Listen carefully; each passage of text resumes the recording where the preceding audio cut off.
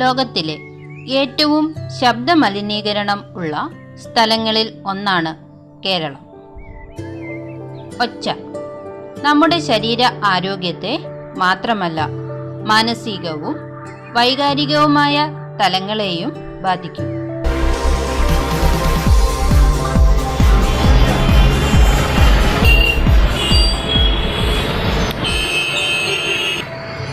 ഇത് രക്തസമ്മർദ്ദം, പ്രമേഹം, ബധിരത, ആസ്മ, പഠന വൈകല്യം തുടങ്ങിയവയിലേക്ക് നമ്മെ നയിക്കുകയും ചെയ്യുന്നു. ശബ്ദമലിനീകരണം എന്ന് കേട്ടുവല്ലേ? ശബ്ദമലിനീകരണം എന്നതുകൊണ്ട് എന്താണ് അർത്ഥമാക്കുന്നത്? ശബ്ദമലിനീകരണം കുറയ്ക്കാൻ നമുക്ക് എന്തൊക്കെ ചെയ്യാൻ സാധിക്കും? വാഹനങ്ങളിൽ എയർ ഹോണുകൾ ഉപയോഗിക്കുന്നത് നിയമം മൂലം നിരോധിച്ചിട്ടുണ്ട്. ഹോൺ ടൈപ്പ് ലൗഡ് സ്പീക്കറുകൾക്ക് പകരം ബോക്സ് ടൈപ്പ് ലൗഡ് സ്പീക്കറുകൾ ഉപയോഗിക്കാം.